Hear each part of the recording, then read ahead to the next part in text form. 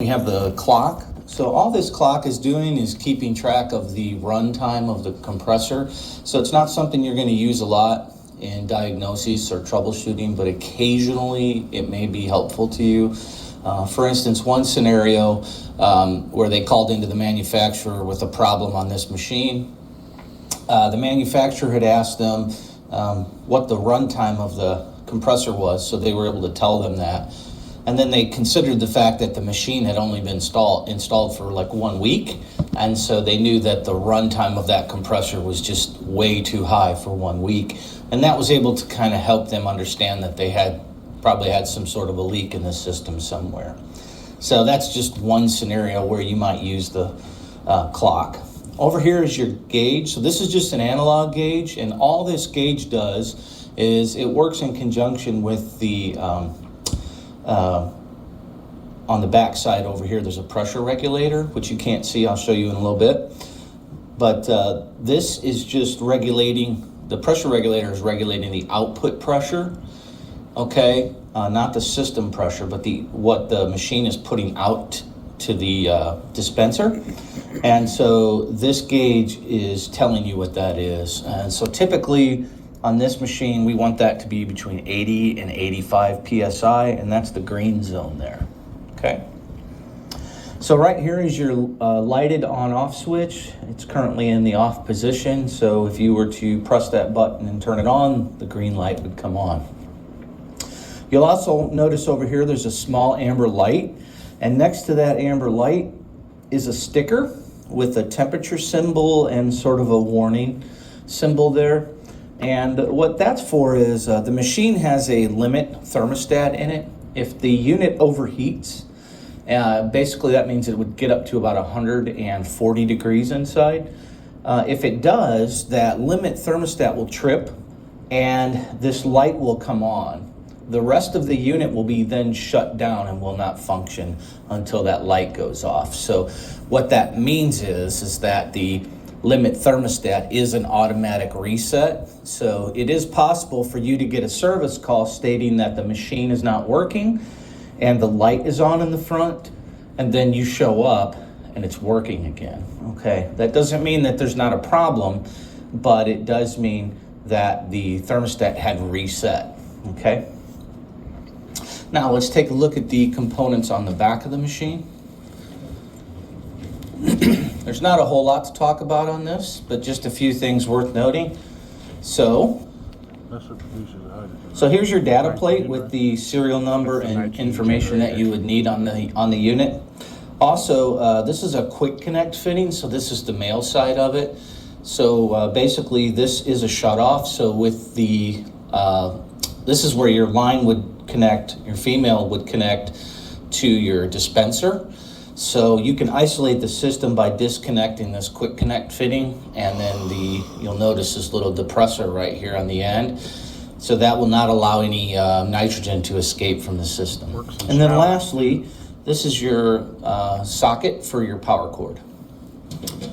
All right, so now I want to talk to you about how to remove the cover on this unit, okay? You would think it should be as easy as pie, but it's not quite always very simple because there's a couple things you have to know about it. So if you look on the side of the unit here, you'll see that there are 2 bolts. There are also 2 bolts on the other side of the unit here, okay? So the first thing you're going to need to do is remove them. They don't remove that easy. You might notice by now that the panel here is slotted, okay? So the way that it's slotted, you would think that you could easily just take the cover and go forward with it, but in fact you cannot do that, because on the top of here, okay, on this cover you have about a 1/2 inch lip. So let me turn this around a little bit so you can see it. Okay, so you'll notice right here there's a lip. So this lip actually you have to lift up, and it has to come over the frame here of the unit.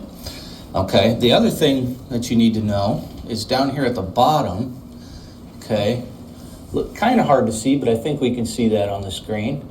Okay, you'll notice, so the frame of the machine has a slot there, and this little tab right here has to fit in that slot. So that tab has to be in place, and you have to be over the back with the cover for this thing to be on correctly. So in order to remove it, you have to pull it out, which means you have to go up on both. So you have to clear it on the top up here and then on the bottom down here. So I don't know why the tabs are designed the way they are, or the slots on the side of the machine are designed the way they are, but you can't really take the cover off without lifting up on it. So basically, I say all that to tell you you have to remove the bolts. Okay, so to remove the cover, we're just going to lift up like that, and then the cover comes forward.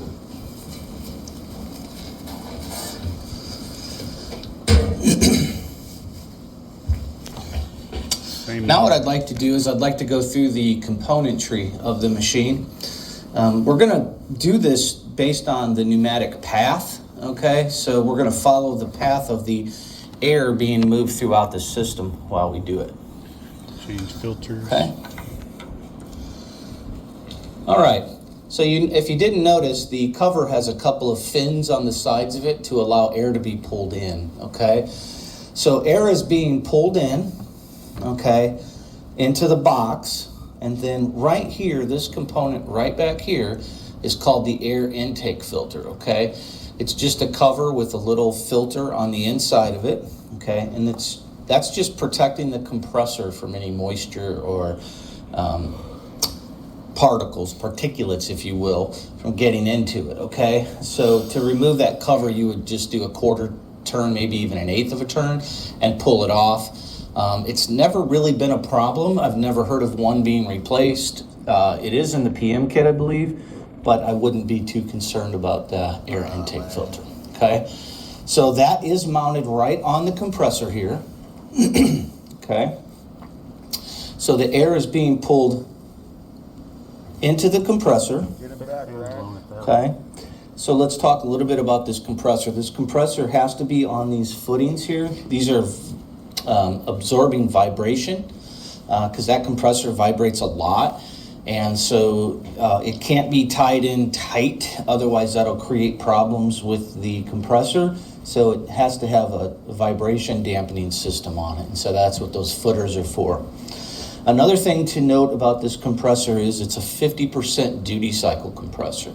Okay, so that means as long as it runs, it has to be off, okay? And so the manufacturer has determined that at 120 seconds is where they want to be on that. So in order to control that, we have a component up here called the timer, okay? So this component right here actually will override the pressure switch, because the pressure switch is sort of the main control, because the system pressure is 120 psi, and so the pressure switch wants the system to kick on and fill this tank up with 120 psi of nitrogen, and then it shuts off, okay? If we're not reaching 120 psi quick enough in the system, the timer board is actually going to shut the compressor off to protect the compressor, okay? So that's what controls the time running on the compressor, okay?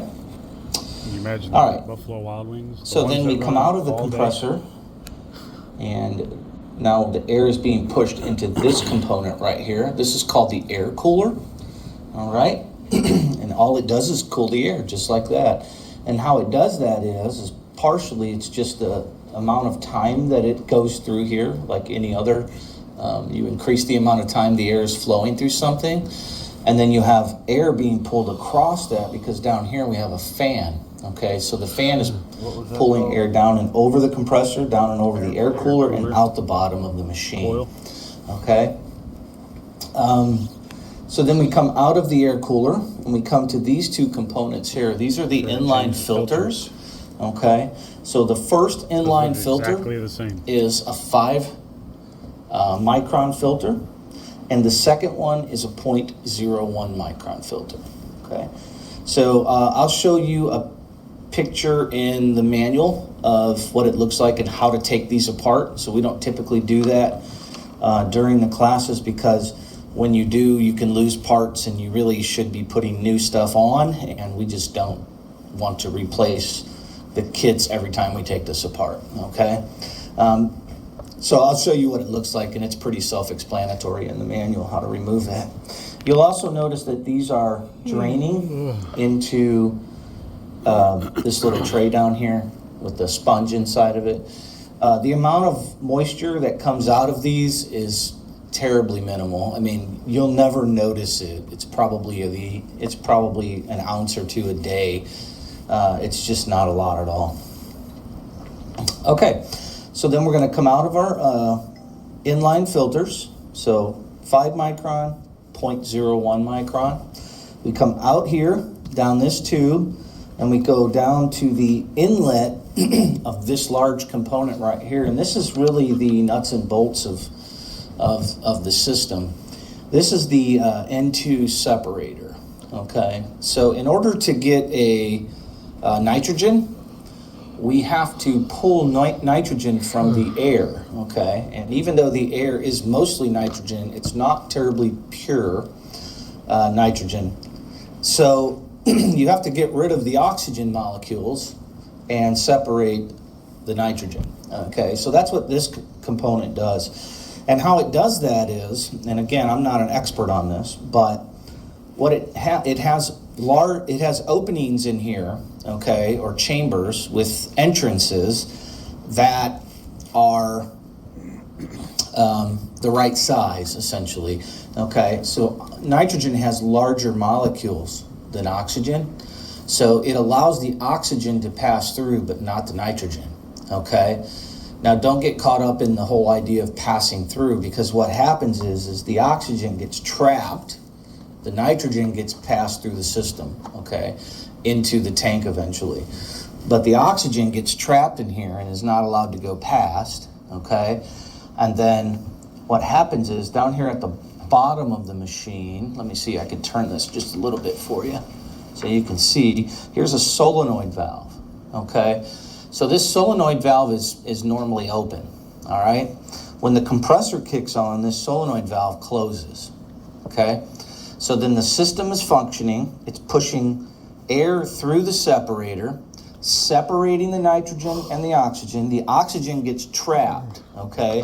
When we reach system pressure, the compressor kicks off, okay? This solenoid valve opens. So all the oxygen that was trapped is expelled out back into the atmosphere, okay? Now, on the other side of this solenoid valve, we have this component that's kind of hidden back up in here, that little white thing right back there, okay?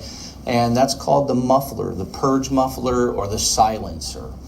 The reason why we have that component on this machine is because when that solenoid valve opens up to allow that oxygen to dispel, it can be very loud and almost violent based on the energy that's being, released, okay? So that muffler there sort of deadens that sound, okay? Otherwise, it can sound like, a gunshot, if you will, inside of a store, and that's not a good thing. Okay, so let's look at what happens next. So as we come out of the N2 separator, all right, we have this component right here. So the manufacturer calls this a non-return valve, so we might know that as a check valve, okay? It is part of the PM. Let me mention again here that the PM is not something we are currently doing. There is a PM kit for this machine. Starbucks has not asked us yet to do PMs, but we'll talk a bit more about the PM kit as we go, because it might come into play for you at some point. You might even order one if you need a few of the components inside the PM kit. So you might just, at that point, do the PM, okay? But this is this non-return valve is in that kit. So basically what's happening here is the nitrogen is being pushed through this valve and up into the system. This non-return valve will not allow it to come backwards so long as it's doing its job correctly. If this fails, what will happen, okay? So what's gonna happen is everything in the system is going to drain backwards. And because this solenoid valve back here is normally open, it's going to just release all that back into the system. So actually, you'll never be able to get up to pressure in this system with the failed non-return valve. Okay? All right. So now we're gonna come up this way, this path, and we're gonna come to this component right up here. Okay? This component. Okay? So this is a pressure relief valve of sorts. Okay? It doesn't relieve anything to the air. Okay? What it does is, how this functions is, I told you that the system pressure was 120 psi. Okay? So what's happening is this is closed internally, not allowing anything to pass through it. When the pressure coming into it reaches 120 psi, then it opens and relieves the pressure off. Okay? So you have to have a buildup of pressure here. Okay? You have to have a buildup of pressure here for this to function. Okay? When it gets to 120 psi, this will open and it will allow pressure to come into the system here. Okay? And then this next component is the pressure switch. Okay? So the pressure switch is basically monitoring the pressure of the system and allowing the compressor to turn on and off. Okay? So when we reach 120 psi here on the tank, the switch is going to open. Okay? When it opens, it's not allowing power to pass through. Okay?